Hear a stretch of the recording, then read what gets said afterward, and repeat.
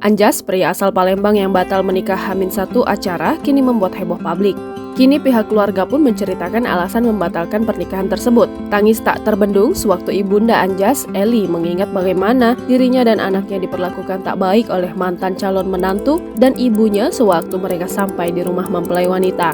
Kondisi Eli mulai membaik setelah sebelumnya sempat syok lantaran anak bujangnya gagal menikah. Sewaktu sampai di rumah mempelai wanita, dirinya dan Anjas diajak untuk pergi ke kamar yang dijadikan kamar pengantin. Saat berada di dalam kamar, tidak ada kata untuk mengabarkan bagaimana kondisi ataupun bagaimana perjalanan menuju ke rumahnya. Namun pertanyaan yang keluar dari mulut ibu dari wanita tersebut justru langsung menanyakan uang kekurangan untuk keperluan pernikahan. Lantas mempelai wanita itu menyahut, kenapa hanya 6 juta rupiah dan sisanya kemana? Eli menjawab bahwa uang 1 jutanya sudah dibelikan baju untuk mempelai wanita sesuai dengan kemauan dari wanita tersebut, dan akhirnya setelah mengetahui uang 1 juta itu dibelikan baju untuknya lantas mengiyakan. Namun dikatakannya bahwa uang tersebut tidak masuk dalam hitungan pada saat hantaran, tidak ada disebutkan adanya uang sembako. Karena Eli takut membuat malu baik keluarganya ataupun keluarga wanita, lantas memberikan uang sebanyak 6 juta rupiah sisa dari pembelian baju tadi, dan untuk uang yang 700 ribunya menyusul.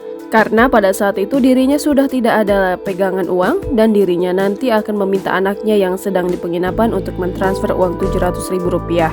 Setelah mendapatkan perlakuan seperti itu, dirinya sempat syok, namun berusaha untuk tidak mengeluarkan air mata dan akhirnya mengajak Anjas anaknya untuk pulang ke penginapan. Yang mana pada saat itu sudah siang sekitar pukul 13 dan sampai di penginapan sekitar pukul 15. Setelah sampai di penginapan, Eli menanyakan kepada Elsa, anak tertuanya, apakah dirinya ada uang 700 ribu untuk diberikan kepada pihak mempelai wanita. Elsa yang kaget melihat kedatangan ibu, bapak, dan adiknya yang langsung meminta uang 700 ribu dan menanyakan ada perihal apa yang terjadi sewaktu di rumah wanita tersebut. Akhirnya Eli menceritakan semua yang terjadi di rumah mempelai wanita dan Elsa juga langsung mengirimkan uang 700 ribu kepada mempelai wanita melalui transfer M-Banking. Setelah selesai masalah uang tersebut, Eli berniat kembali lagi untuk rumah mempelai wanita, namun ditolak oleh Anjas. Dirinya tidak mau melanjutkan acara tersebut karena orang tuanya sudah diperlakukan tidak baik oleh mempelai wanita. Dirinya sakit hati karena calon istrinya memperlakukan ibunya dengan tidak sopan. Tak putus asa sampai di situ, Eli masih membujuk anaknya untuk tetap melanjutkan pernikahan tersebut karena nanti bukan hanya pihak wanita yang malu, namun pihak keluarga mereka juga akan malu. Namun Anjas bersikeras untuk membatalkan saja pernikahan itu. Setelah selesai rembukan di penginapan tersebut, keluarga Anjas kembali lagi mendatangi rumah mempelai wanita itu dan juga pada saat sampai di sana, ada perangkat desa seperti kepala desa, sekretaris desa, dan juga RT. Pada saat di sana, Anjas diajak bicara oleh kades tempat tersebut untuk menanyakan bagaimana kelanjutan dari acara mereka.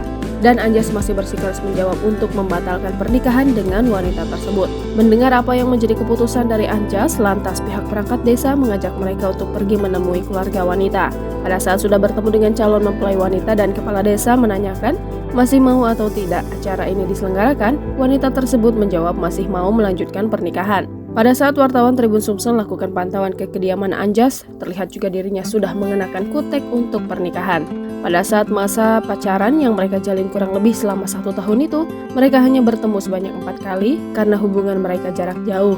Dirinya bisa dekat dengan wanita tersebut berawal dari Elsa, kakaknya, yang mengenalkan dia dengan wanita tersebut dan mereka saling berkomunikasi dengan WhatsApp. Setelah menjalin hubungan dekat serta pacaran, akhirnya Anjas memberanikan diri untuk melamar wanita idamannya ini. Jangan lupa subscribe, share, komen, dan like ya!